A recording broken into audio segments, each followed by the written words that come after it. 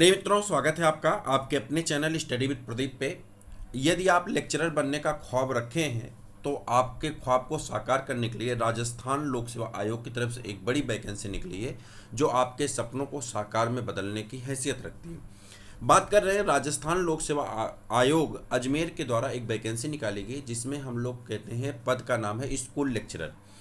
इसमें हर एक विषय के लिए वैकेंसी निकाली गई है, जैसे कि यहाँ पर अगर आप देख पाएंगे बायोलॉजी है, कॉमर्स है, म्यूजिक है, ड्राइंग है, एग्रीकल्चर है, ज्योग्राफी है, हिस्ट्री है, उसके बाद हिंदी है, पॉलिटिकल साइंस है, इंग्लिश है, संस्कृत है, केमिस्ट्री है, होम साइंस है, फिजिक्स है, मैथ है, इकोनॉमिक्स है, सोशियोलॉजी है, पब्लिक एडमिनिस्ट्रेशन है, और उसके बाद पंजाबी है, उर्दू है, कोच है, ठीक है, रेसलिंग के जो कोच होते हैं, कोच है खो खो, और कोच है आपका हॉकी, कोच हैं आपके जिम्नास्टिक, कोच हैं फुटबॉल और फिजिकल एजुकेशन।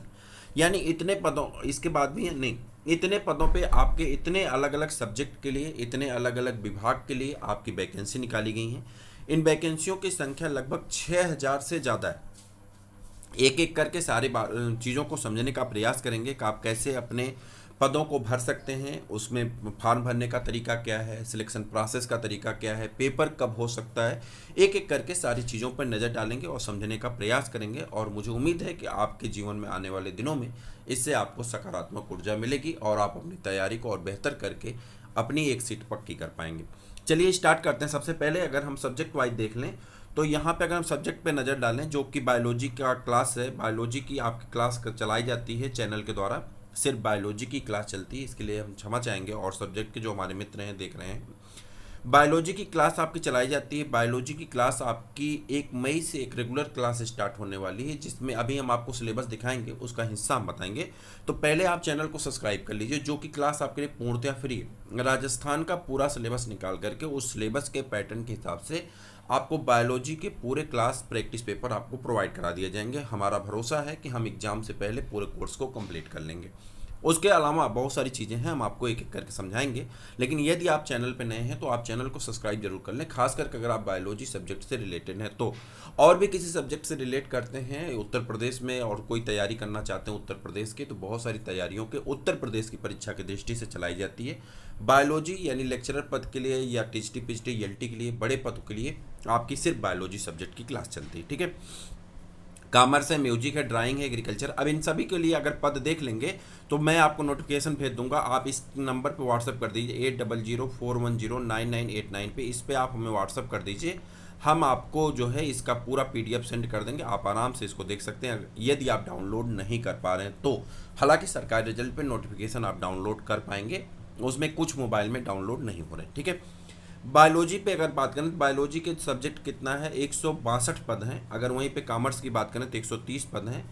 उसके बाद म्यूजिक की बात करते हैं 12 है, ड्राइंग की बात करते हैं तो 70 है, एग्रीकल्चर में 280 पद हैं, यानी एग्रीकल्चर वालों को बल्ले बल्ले है।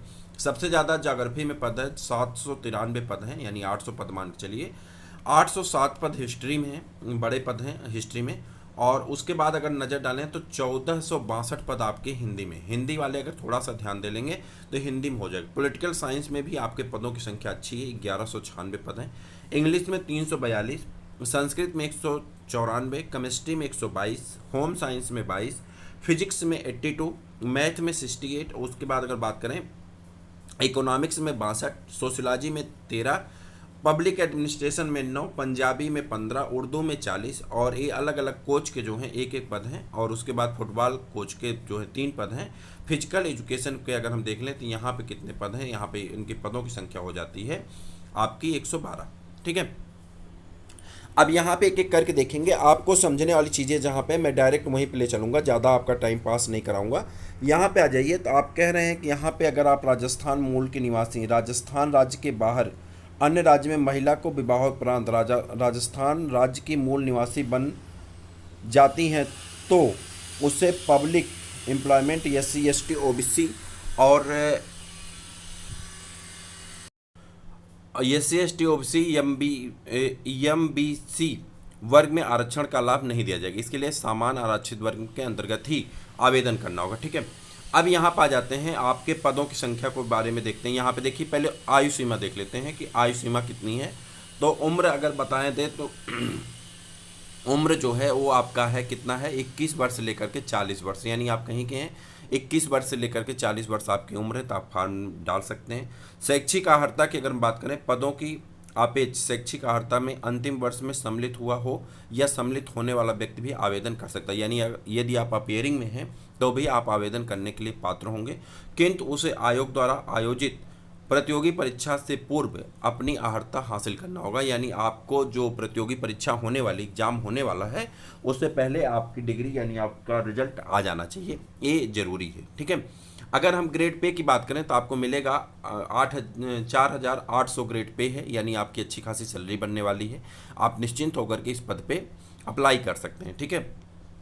उसके बाद यहाँ पे बाकी आपको उम्र छूट वगैरह दी गई, राजस्थान राज्य के निवासियों के लिए है, अदर राज्य वालों को छूट नहीं मिलेगी। तो यहाँ पर आ जाते हैं, और जो आपको समझने वाला लायक चीज़ है वो यहाँ पे है राजस्थान। ठीक है। उसके बाद यहाँ पर आ जाइए, चयन प्रक्रिया पे आते हैं, जो आपके लिए काम की चीज़ है। चयन प्रक्रिया, अभ्यर्थी का चयन प्रतियोगी परीक्षा के माध्यम से किया जाएगा। आवश्यकता पड़ने पर आयोग द्वारा उत्तर पत्रक, उत्तर पुस्तिका के मूल्यांकन में स्केलिंग, मॉडरेशन, नॉर्मलाइजेशन पद्धति को भी अपनाया जाएगा। कारण यह है, जैसे मान लेते हैं कि पूरे देश से पदों की संख्या भरी जाएगी, यानी पूरे देश वाले फार्म पर डाल सकते हैं। अगर संख्या ज़्यादा होती है, लोगों की संख्या ज़्यादा होती है, पेपर कई शिफ्ट में होते हैं, तो आपका नॉर्मलाइजेशन प्रोसेस भी लगा दिया जाएगा। परीक्षा का स्थान योंगमा, परीक्षा स्थान और तिथि के संबंध में यथा समय सूचित कर दिया जाएगा। मान के चलिए कि आपका पेपर मई ये चल रहा है, जून तक आप फार्म डालेंगे, अगस्त सितंबर में आपका कहीं एडमिट कार्ड आएगा। ये मान चलिए कि अक्टूबर नवंबर या मतलब नवंबर मान लीजिए कि दीपावली के इर्द गिर्द आपका मान के चलिए कि पेपर होगा, और अगली बार जो मतलब 2023 में जनवरी फरवरी तक आपका सिलेक्शन प्रोसेस कंप्लीट कर दिया जाएगा। यानी अगर आप लग के काम कर लेते हैं तो 7-8 महीने में आपको एक अच्छी जॉब आपके हाथ में हो जाएगी। 4 महीने आप लग करके अगर परिश्रम कर लेते हैं तो। एक सेकेंड माफ़ी चाहेंगे, थोड़ा सा सर्दी जुकाम की वजह से आपको आवाज़ क्लियर नहीं होगी। चलिए आगे बढ़ते हैं। परीक्षा योजना एवं पाठ्यक्रम के बारे में चर्चा करेंगे। तो यहाँ पर अगर आ जाएंगे, उक्त पदों से संबंधित सेवा नियम के लिए 22 अन्य विभागों में यहाँ पे चीज़ें दी गई हैं, उसके बारे में कोई बहुत मतलब नहीं है। आप फार्म कब से कब तक डाल सकते हैं? 5 मई से आप फार्म डालना शुरू करेंगे, 4 जून तक आप फार्म को अप्लाई कर सकते हैं। ठीक है। रात्रि 12 बजे तक आप फार्म भर सकते हैं। ठीक। उसके बाद आ जाते हैं, पोर्टल वगैरह खुले रहेंगे, यहाँ से जो फॉर्म भरने वाली चीज़ें हैं। कह रहा, अभ्यर्थी आवेदन की अंतिम तिथि तक अर्जित अपनी शैक्षिक अर्हता, अनुभव का प्रमाण पत्र आपके पास होना चाहिए। ठीक, कोई बात नहीं है। यहाँ पर आ जाते हैं। उसके बाद अगर आपने पेपर में कुछ गलत कर दिया है, उसे आप सुधार करना चाहते हैं, तो उसके लिए आपको 500 रुपये अतिरिक्त देना पड़ेगा। अब आ जाते हैं जो आपके लिए सबसे काम की चीज़ है, वो है आपका scheme of the syllabus of the competitive examination for the post of the school lecturer. School lecturer के लिए जो आपका कॉम्पिटिटिव एग्जाम होगा उसके सिलेबस पे एक नज़र डालते हैं। नज़र यहाँ पर डालिए। तो कह रहा है the examination cell carry 450 mark, यानी 450 नंबर का आपका पेपर होगा। 450 मार्क्स का पेपर होगा, जिसमें 150 मार्क्स के आपके जीएस आएंगे, और उसमें कुछ मैथ का पोर्शन होगा, और 300 का आपका सब्जेक्ट पूछा जाएगा। ठीक है। कह रहा है देखिए, 2 पेपर होंगे। There will be 2 papers, paper shall be of the 150 marks and paper second will be 300 marks. Duration of the paper shall 1 point मतलब 1.5 घंटे का पेपर होगा आपका, 1.30 मिनट का। और उसके बाद अगर बात करें, पेपर सेकंड आपका कितने घंटे का होगा? 3 घंटे का। यानी एक पेपर आपका 1.5 घंटे का होगा, दूसरा पेपर आपका 3 घंटे का होगा।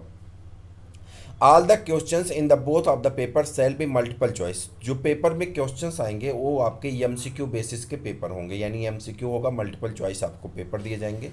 नेगेटिव मार्किंग सेल भी अप्लीकेबल, यहाँ पे आपको नेगेटिव मार्किंग फेस करना पड़ेगा। और नेगेटिव मार्किंग कितनी? 1/3 है। यानी आप मान चलिए कि अगर 3 क्वेश्चन आप गलत करते हैं तो एक सही वाला क्वेश्चन भी आपका गलत हो जाता है। तो ये नेगेटिव मार्किंग, अच्छी खासी नेगेटिव मार्किंग रखी गई। ठीक है।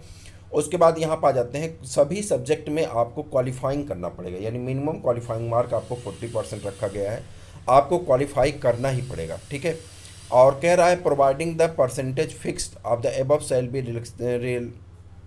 क्या है रिलैक्सेड ऑफ द, अच्छा रिलैक्सेड दिया जाए candidate of the belonging to the scheduled. अच्छा कह रहा है जो शेड्यूल्ड कास्ट हैं, SC ST हैं, उन्हें 5% की छूट दी जाएगी, यानी उन्हें कितने पे क्वालिफाई करना पड़ेगा, 35% पे, यानी अदर स्टेट वालों को कोई छूट नहीं है।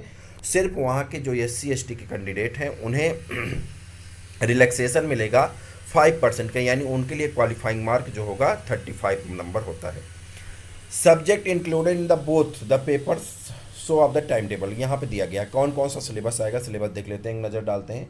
History of Rajasthan and Indian history with the special emphasis of the Indian national movement, कह रहा राजस्थान का इतिहास आपको पढ़ना है और साथ में भारत के इतिहास के साथ साथ आपको इंडियन नेशनल मूवमेंट पढ़ना है, यानी आधुनिक भारत का इतिहास या 1857 की क्रांति पढ़नी, ये पूरा आपको पढ़ना है।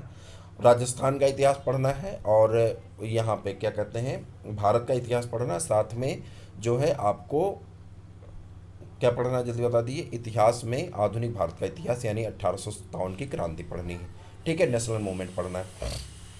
मेंटल एबिलिटी टेस्ट यानी रीजनिंग पूछा जाएगा। स्टैटिक्स आपको सेकेंडरी लेवल तक की पूछी जाएगी, इंटर लेवल तक के आपके स्टैटिक्स पूछे जाएंगे। मैथमेटिक्स भी सेकेंडरी लेवल तक का पूछा जाएगा। लैंग्वेज एबिलिटी में आपको हिंदी और इंग्लिश पूछी जाएगी। करंट अफेयर्स पूछे जाएंगे और क्या पूछे जाएंगे यहाँ पे देखिए, और पूछा जाएगा जनरल साइंस पूछी जाएगी, इंडियन पॉलिटी पूछी जाएगी, ज्योग्राफी ऑफ राजस्थान पूछी जाएगी, राजस्थान की ज्योग्राफी पूछी जाएगी। एजुकेशनल मैनेजमेंट पूछा जाएगा। Educational scenario of Rajasthan, Rajasthan के एजुकेशनल सिनेरियो पूछा जाएगा। और राइट टू चिल्ड्रन जो है वो एक्ट आपको पूछा जाएगा। एजुकेशन एक्ट 2009 से क्वेश्चन पूछे जाएंगे आपसे। पेपर सेकंड जो कि आपके सब्जेक्ट का पेपर होगा, इसमें knowledge of the subject concern of the secondary level, यानी सेकेंडरी लेवल तक के आपको नॉलेज रखना होगा अपने सब्जेक्ट में, यानी 10+2 लेवल का।